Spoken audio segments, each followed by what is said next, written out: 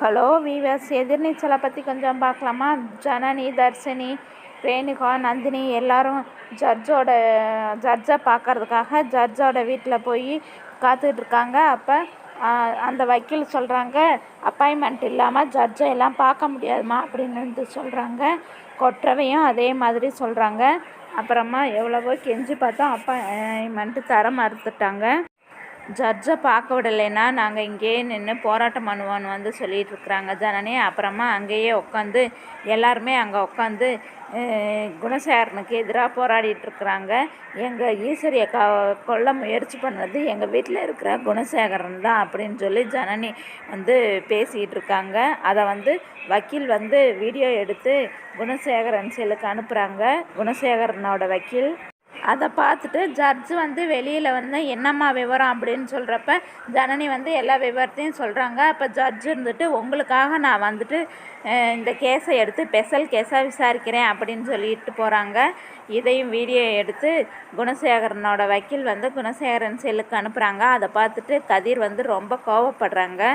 அப்போ ஆஹா, இது ரொம்ப பரபரப்பான காட்சியாக இருக்கே அப்படின்னு கரிகாலன் சொல்கிறாங்க. அதை கேட்டுட்டு கதிர் வந்து கரிகாலனை பிடிச்சி அடிக்கிறாங்க. அதுக்கு குணசேகரன், அவனை என்னடா பண்ணுற, அவனை விட அப்படின்னு வந்து சொல்கிறாங்க. கதிர் வந்துக்கிட்டு குணசேகரன், அண்ணே இதெல்லாம் என்னன்னே, வெளியே போய் இவ்வளோ நாடகம் போட்டுக்கிட்டு இருக்கிறாளுங்க அப்படின்னு சொல்லி சொல்கிறாங்க. இந்த வக்கீல் பையன் வேற இதை போய் வீடியோ எடுத்து நம்மளுக்கு அனுப்பி விட்டுட்ருக்குறேன் அப்படின்னு சொல்லி கோவமாக பேசிகிட்டு இருக்காங்க. குணசேகரன் இதெல்லாம் கேட்டுட்டு அமைதியாக இருக்கிறாங்க. அப்போ கதிர் சொல்கிறாங்க, என்னண்ணே இவ்வளோ அமைதியாக இருக்கீங்க, சரி நீங்கள் ஒன்றும் வர வேண்டாம், நானே போய் அவளுகளை வெட்டி வீசிட்டு வர்றேன் அப்படின்னு சொல்லிட்டு கோவமாக கிளம்புறாங்க. அப்போ குணசேகரன், இருடா, நீ போய் அவள்களை வெட்டிட்டு ஞான பையனோட சேர்ந்து நீயும் ஜெயிலில் போய் உட்கார போறியா அப்படின்னு வந்து குணசேகரன் சொல்கிறாங்க.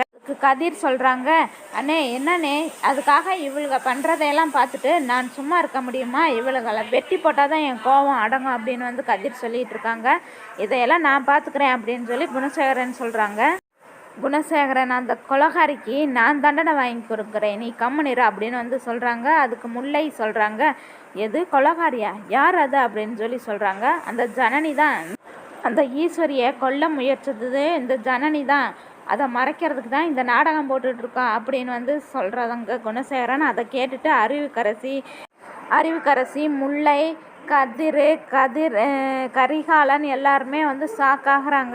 அறிவுக்கரசி மனசுக்குள்ளே நினைக்கிறாங்க, பண்ணுறதெல்லாம் நீ பண்ணிவிட்டு எவ்வளவு தில்லால் அங்கடி வேலை பார்க்குற அப்படின்னு சொல்லி மனசுக்குள்ளே நினச்சிட்டு இருக்காங்க குணசேகரனை பற்றி.